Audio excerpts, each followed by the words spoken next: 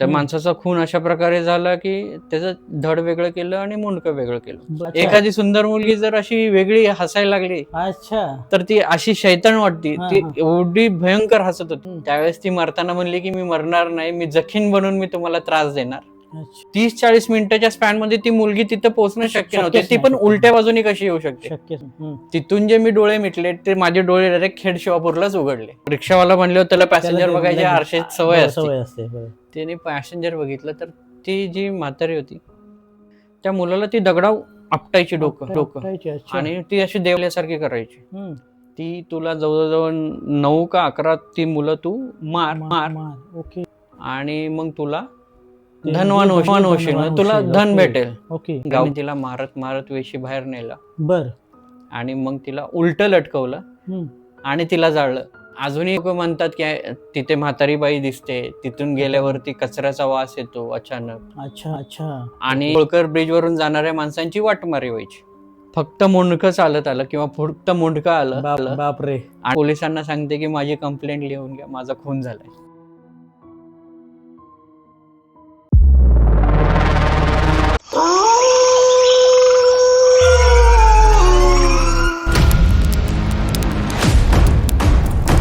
नमस्कार. तर स्पिरिट रेडिओमध्ये मी मयूर यांचं स्वागत करतोय. तर मयूर नमस्कार. तर प्रथम प्रेक्षकांना आपली ओळख करून द्या. आपलं गाव कोणतं, आपलं नाव वगैरे सगळं. नमस्कार, मी मयूर पवार, हल्ली राहणार Pune, okay. As a software engineer काम करतो, ओके. मूळचा सातारचा. अच्छा. तर मयूर तुमच्यासोबत काही किस्सा घडला होता, तो सांगितला तुम्ही, तर आपल्या प्रेक्षकांना सुद्धा तो आवडेल. तर काय होता तो किस्सा नेमका एकदा? नक्की. सो हा किस्सा म्हणण्यापेक्षा आपण याला अनुभव म्हणू, आलेला अनुभव. 2016-17 दरम्यानची गोष्ट आहे. आमच्या एका 17-18 पकडूया आपण. बर. आमच्या एका कॉलेजमधल्या मित्राचं लग्न ठरलेलं आणि ते लग्न होतं गोव्याला. ओके. तर गोव्याला जायचं म्हणल्यावर नुसतंच गोव्याला जायचं नाही, जरा मजा करत जायचं. ओके. म्हणून आम्ही काय केलं, आम्ही 5 मित्र जमलो आणि एका मित्राची गाडी घेतली.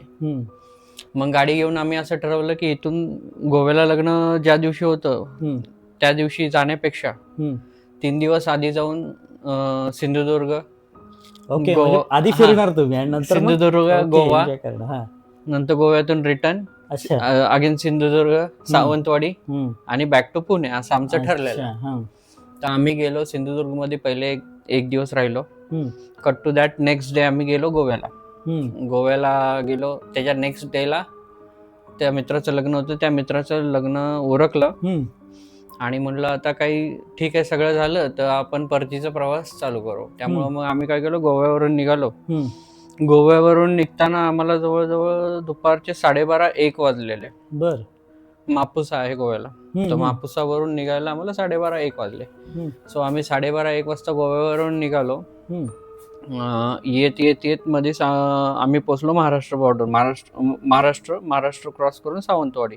अच्छा. सावंतवाडीला सावंतवाडीमध्ये आपलं जो आणि तिथे लागलेला होता तुमचा महोत्सव होता, कुठला तरी महोत्सव होता. अच्छा. खाद्य महोत्सव होता वगैरे, असं काय होतं? नाही, खाद्य महोत्सव होता. बऱ्यापैकी हिवाळ्याचे दिवस होते. अच्छा. तर खाद्य महोत्सव मध्ये आम्ही म्हणलं की थांबूयात तिथे, थोडं जरा एन्जॉय करू, खाऊ आणि मग निघू, थोडी रिफ्रेशमेंटही होईल. सो आम्ही एक 5-5:30च्या दरम्यान तिथे सावंतवाडीला थांबलो. बर. आणि सावंतवाडीला थांबल्यानंतर तिथे ते सावंतवाडीमध्ये लाकडी मार्केट आहे मोठं आणि ते तळं आहे. त्या तळ्याच्या एक्झॅक्ट समोर एक प्रहारचं ऑफिस आहे आणि एक्झॅक्ट समोर त्या साईडला तिथे तो महोत्सव लागला. अच्छा. सो त्या महोत्सव मध्ये आम्ही सर्वजण म्हणलं आता काहीतरी खाऊया, भूक पण लागलेली. सो कोणी शोरमा घेतला, कोणी सँडविच घेतले, कोणी असं वेगवेगळे प्रकार ट्राय करायला गेले, कोणी आंबोळ्या खाल्ल्या. तर असं ट्राय करायला गेले. तर मी आणि माझा एक मित्र होता, आम्ही दोघांनी शोरमा घेतला. सो आम्ही शोरमा खात होतो. तर खाताना तिथे 2 लहान मुलं आली. एक मोठी मुलगी होती, जवळजवळ एक 5-6 वर्षाच्या वर असेल, आणि एक 4 वर्षाचा मुलगा होता. बर. तर ती आमच्याजवळ आली आणि इव्हन मला ते आमच्याकडे पैसे मागायला लागले ऍक्च्युली, पण ते मला पैसे देणं योग्य नाही वाटलं. म्हणून मी काय केलं, मी जो शोरमा खात होतो तो त्यांना दिला आणि माझ्या मित्रालाही सांगितलं तू पण दे. ते दोघं होते म्हणून तू पण शोरमा दे. म्हणजे तुम्ही दोघांनी स्वतःकडचा शोरमा दिला. ओके. आणि मग शोरमा दिला, पाणी वगैरे पिलो. आता म्हणलं चहा वगैरे पिऊन निघूया. मग परतीचा प्रवासाला लागल्यानंतर गाडीला स्टार्टर मारला. आम्ही मागे बसलेलो तिघं, मी एका कोपऱ्यात म्हणजे क्लीनर साईडची बॅक साईड. अच्छा अच्छा. मध्ये मित्र, त्याच्या बाजूला मित्र आणि पुढे ड्रायव्हर मित्र होता आणि त्याच्या बाजूला पण मित्र होता. बर. माझ्या मते सावंतवाडी ते आंबोली घाट जवळजवळ 29-30 किलोमीटरचा पट्टा आहे. बर. तिथे गाडीने पोचायला त्यावेळेस 50-55 मिनिटं लागायचे. का? कारण की रोड खराब असल्यामुळे सिंगल रोडवरती 2 वे वाहतूक चालायची. तर जवळ 5:30ला निघालेलो. हिवाळ्याचा वेळ होता त्यामुळे जवळजवळ 6:30 पावणे 7 म्हणजे 7 पर्यंत निवळ अंधार पडायचा. तर माझ्या मते आम्ही तिथून निघलेलोच असं की कमी अंधार होण्याची वेळ होती आणि तिथून निघालो. टायमिंग एवढं आठवत नाहीये मला, पण त्या स्पॅन मध्ये निघालो. तर आम्ही एक पुढं 30-25 मिनिटं गाडी रन झाली पुढे. आणि 30-25 मिनिटं रन झाली. माझ्या मते एका ठिकाणी डाव्या बाजूला आम्हाला एक बायकांचा घोळका लागला. कुठे गाडीतून जाता जाता तुम्हाला दिसला तो डाव्या हाताने बायका चाललेल्या होत्या. आणि आमच्यात कोणी पिलेलं नव्हतं त्यामुळे आम्ही सगळे शुद्धीत होतो. त्यामुळे दिसत होतं. त्या बायकांचा घोळका निघाला, ते सरळ आले, ते दिसत होतं. म्हणजे रस्त्याने बाजूचं दिसत होतं, वेळ अंधाराची असली तरी दिसत होतं. जसं आम्ही आंबोली घाटाला म्हणजे स्टार्टिंगची जी वेळ आहे चढायची, तिथे आमची गाडी चाललेली होती आणि आपण एक कुठला तरी डोक्यात विचार ठेवून बाहेर बघत असतो आणि झाडं आपल्या मागे जात असतात. आपण दृश्य आपण कॅप्चर करून निघत असतो. आणि तो आंबोली घाट असा आहे की जिथे काळोखच आहे, म्हणजे जास्त कोणी त्या तिथे येतच नाही. तर तिथे मला असं दिसलं की ज्या मुलीला आणि मुलाला मी शोरमा दिलेला आहे, ती मुलगी आणि मुलगा तिकडून उलट्या दिशेने चालत आले. म्हणजे अपोजिट साईडने जो पाथवे असतो जिथून माणसं चालत येतात, रोडच्या साईडची बाजू चालत आले. आणि चालत आल्यानंतर ती एक तर मुलगी दिसत कशी होती, त्या मुलीने बांधलेल्या 2 पोनीटेल. आणि जी तुम्हाला ती पण तशी सेम होती. सेम. तिने बांधलेला पोनीटेल आणि किरमिजी रंगाची होती ती. आता ते जवळजवळ जे रस्त्यावरती मागणारी मुलं असतात, ती जरी गोरी असली तरी ते किरमिजी रंगाचे दिसत होते. ते किरमिजी, आणि तिचे डोळे एकदम घारे होते. अच्छा. ती मुलीचे मुळातच डोळे घारे होते. लहान मुलगा होता, त्याचं नाक गळत होतं. बर. तर तिथून मी असं चाललोय तर तो जो स्पॅन होता 3-4 सेकंदाचा जो स्पॅन होता, त्या स्पॅन मध्ये त्या मुलीने तिच्या हातातला शोरमा संपवलेला आहे. आणि ती त्या मुलाच्या हातातला शोरमा घेते आणि ती माझ्याकडे ती एवढ्या नटखट नजरेने पाहत होती. एखादी सुंदर मुलगी जर अशी वेगळी हसायला लागली तर ती अशी शैतान वाटती. ती एवढी भयंकर हसत होती. म्हणजे जी आपला एकदम असं उर्मिला मार्तोंडकरचा एक पिक्चर आहे, त्या पिक्चर मध्ये उर्मिला मार्तोंडकरने निगेटिव्ह भूमिका केलेली आहे. तर ती तशी हसत होती आणि ती फक्त माझ्याकडे बघून हसत होती. अच्छा. तो 10-15 मिनिटं मी पाहिल्यानंतर मला काही सुचलंच नाही. तुम्ही तिथून किती किलोमीटर झालं होतं तसं? तिथून जवळजवळ आम्ही 20-25 किलोमीटर पुढे आलो होतो आणि आम्ही गाडीने आलो होतो. इव्हन तिथे 30-40 मिनिटाच्या स्पॅन मध्ये ती मुलगी तिथे पोहोचणं शक्य नव्हते. ती पण उलट्या बाजूनी कशी येऊ शकते? शक्यच नाही. आणि इव्हन हेच की आम्हीच दिलेला शोरमा तिच्या हातात आहे आणि त्याच्यात तिने स्वतःच संपवलं, पोराचा वडतीये आणि तेवढ्या वेळामध्ये ती माझ्याकडे बघून हसतीये. तर तो एवढा भयंकर किस्सा होता. आणि आम्ही पुढे गेलो, अक्षरशः मला लगवीला लागली. घाबरला असेल. हो. मग आम्ही घाटात गाडी थांबवली. मित्राला सांगितलंस का तू? घाटात गाडी थांबवली, लगवीला गेलो. मी गाडीच्या मध्ये बसलो, मी कोपऱ्यात बसलो, मध्ये बसलो आणि हा घडलेला किस्सा सगळ्या मित्रांना सांगितला. पण ती सांगून एवढी मोठी चूक झाली की गाडीत एकदम भीतीचं वातावरण, शांतता. तिथून पुणे जवळजवळ 6 ते 7 तास लांब. आमच्यातले सगळे निळभाऊ भिले. मग आता काय करायचं? तर आमच्यातला एक मुलगा होता, मित्रच आहे, तो आम्हाला फुले शिव्या द्यायला लागला. काय असतं नाही. आणि गपचूप त्यांनी गाडी घेतली. तिथून जे मी डोळे मिटले ते माझे डोळे डायरेक्ट खेड शिवापूरलाच उघडले. पण नंतर तुम्हाला असं काही कुठल्या म्हणजे गाडी काय म्हणजे कुठलंही हान नाही झालं? म्हणजे तसा तर आम्हाला काही तोटा नाही झाला, पण तो जो कोकणातला अनुभव आलता तो अंगावर शहारे आणणारच होता. आणि आता जरी त्या मुलीचं डोळे मिटले आणि त्या मुलीचं ध्यान केलं तरी तिची प्रतिमा समोर करेक्ट दिसते. तर हा होता किस्सा. एक दुसरा सुद्धा भयानक किस्सा तो सांगितला होता. हा तो दुसरा किस्सा भयानक म्हणजे हा फार प्रचलित किस्सा आहे. बर. आता पुण्यामध्ये काहीतरी 5 हॉन्टेड प्लेसेस आहेत. अच्छा. त्यात 5व्या नंबरच्या हॉन्टेड प्लेसेसला होळकर पुलाचं नाव आहे आपलं, Holkar bridge. Okay. Holkar bridge म्हणजे हा ब्रिज अहिल्याबाई होळकरांनी बांधलेला. बर. आणि मोस्टली हा ब्रिज कनेक्शन देतो येरवडा आणि खडकी भागाला. बरोबर आहे. आणि तो महत्वाचा ब्रिज आहे. महत्वाचा ब्रिज. पहिला लाकडी होता, नंतर इंग्रजांनी बांधला आणि त्यानंतर मग आपले इंडियन गव्हर्नमेंट आहे त्यांनी तो मोठा केला.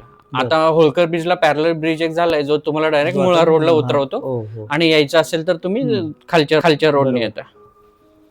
तर बऱ्यापैकी आता रिक्षावाले भाडं घेतात, पण 3 ते 4 वर्षापूर्वी म्हणजे मला आठवते असं रिक्षावाले रात्रीचं, जर खडकीचा रिक्षावाला असेल तर तो रात्रीचं येरवड्याचं भाडं घेत नव्हता.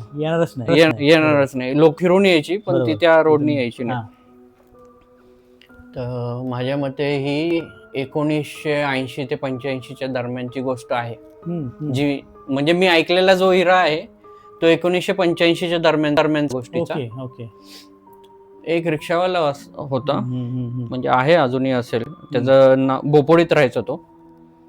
आणि लक्ष्मीपूजनचा दुसरा दिवस होता, दिवाळीचा लक्ष्मीपूजनाचा दुसरा दिवस होता. दुसऱ्या दिवशी काय झालं तर रिक्षावाल्याला भाडं मारत होता तो, तर त्याला येरवड्याचं भाडं भेटलं. त्याला खडकीतून त्यांनी येरवड्याचं भाडं घेतलं. येरवड्याचं भाडं घेतल्यावरती त्यांनी पॅसेंजरला सोडलं येरवड्यामध्ये.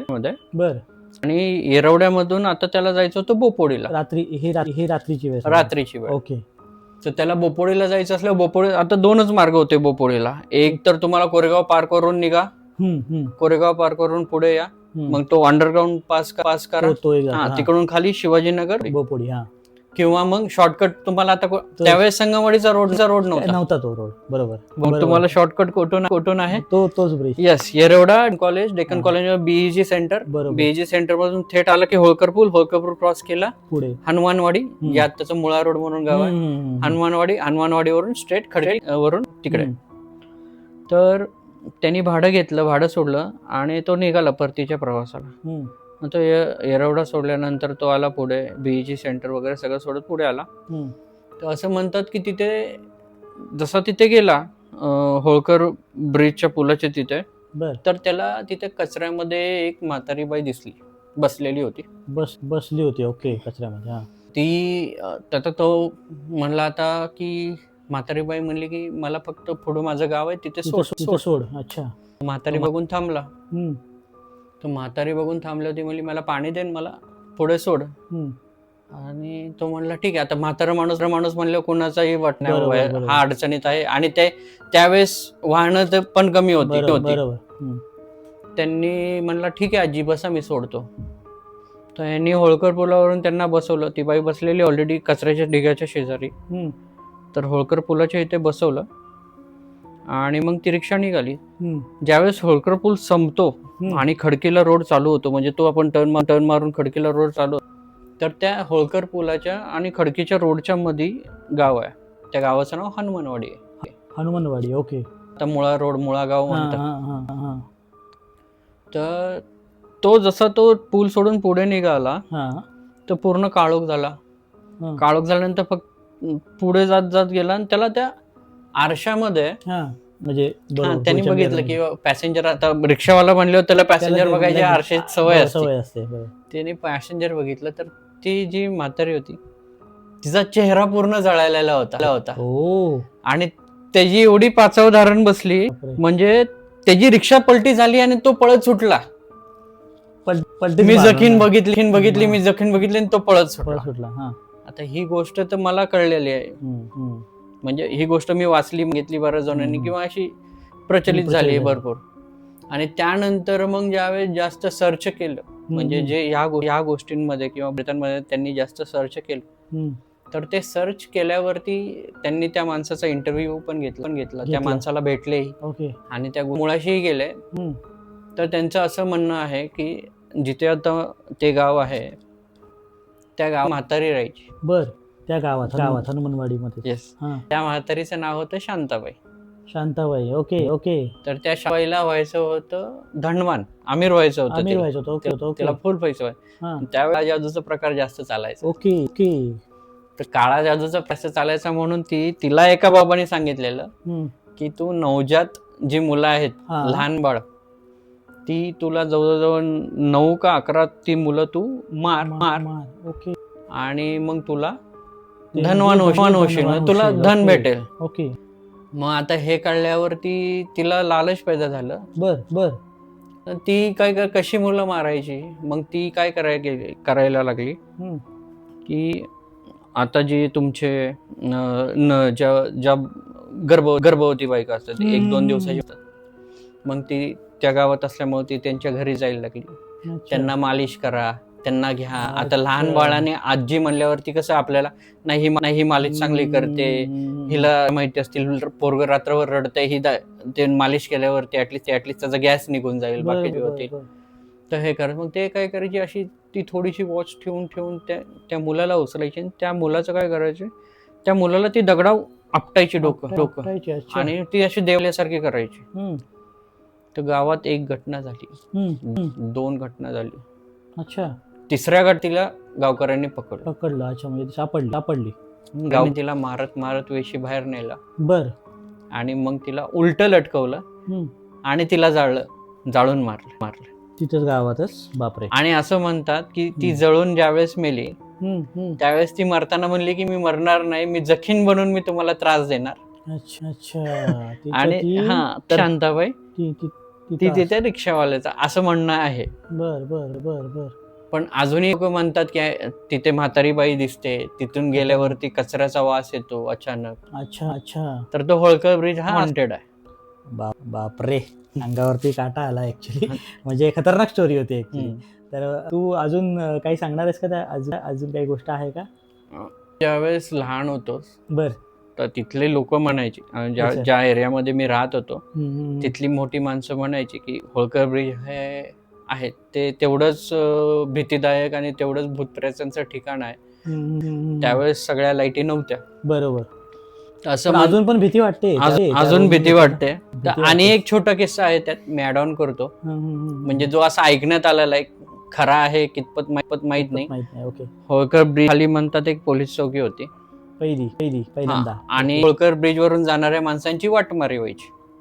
वाटमारी म्हणजे लुटणे, कोणाचं करणे, पूर्ववैमनस्य असेल तर ते सगळं व्हायचं तिथं, म्हणजे सगळे वाईट कामं तिथं व्हायची. बर. एके दिवशी काय झालं, तिथे एका माणसाचा खून झाला. आता त्या खुनाचं कारण काही असू शकेल, म्हणजे मे बी पैसे घेतले नाहीत म्हणून, किंवा पूर्ववैमनस्य असेल, माझी तुझी काही असेल. बरोबर. माणसाचा खून झाला. त्या माणसाचा खून अशा प्रकारे झाला की त्याचं धड वेगळं केलं आणि मुंडकं वेगळं केलं. बर. एक दिवसात पोलिसांनी ते प्रेत पाहिलं, मग त्याचा पंचनामा वगैरे काही झाला असेल सगळं केलं. 2 दिवसानंतर तिथे पोलीस चौकीचे जिथे ते सगळे पोलीसवाले बसतात, बर, नाईट ड्युटीला जास्त पोलीस नसतात शक्यतो. बर. तर असं म्हणतात की असा प्रकार झाला की सगळे म्हणजे रात्रीची वेळ, पहाटेची वेळ म्हणण्यापेक्षा आपण म्हणू की 1-2 नंतरची त्या टाईप मध्ये वेळ, आणि फक्त मुंडकं चालत आलं किंवा फक्त मुंडकं आलं.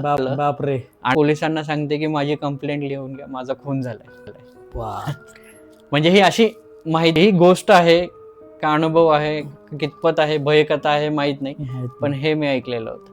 तर हा अनुभव खूप भन्नाट किस्सा सांगितलास. म्हणजे दोन्ही पण स्टोऱ्या होत्या, त्या जबरदस्त होत्या, भारी सांगितल्यास त्या. नक्कीच प्रेक्षकांना आवडेल त्या गोष्टी. तर तुम्हाला यातली कोणती स्टोरी आवडली? होळकर ब्रिजची आवडली की ती आधीची आवडली, आपल्या कोकणातली जी ओलीच्या इथे आम्ही सर्रास ऐकतो की अशा गोष्टी कितपत होतात माहित नाही, पण एक काही अनुभव असतात जे आपण माध्यमातून आपण शेअर करतो. तर हे अंधश्रद्धा पसरवण्याचं वगैरे काही म्हणजे नाहीये, तर हे अनुभव आहे. तर तुम्हाला कोणती स्टोरी आवडली ती नक्की आम्हाला सांगा, आणि व्हिडिओ आवडली असेल तर नक्की लाईक, शेअर आणि आपल्या चॅनलला सबस्क्राईब करायला विसरू नका. तर पुढच्या भागामध्ये आपण नक्कीच भेटणार आहोत. तोपर्यंत धन्यवाद. थँक्यू देवेश.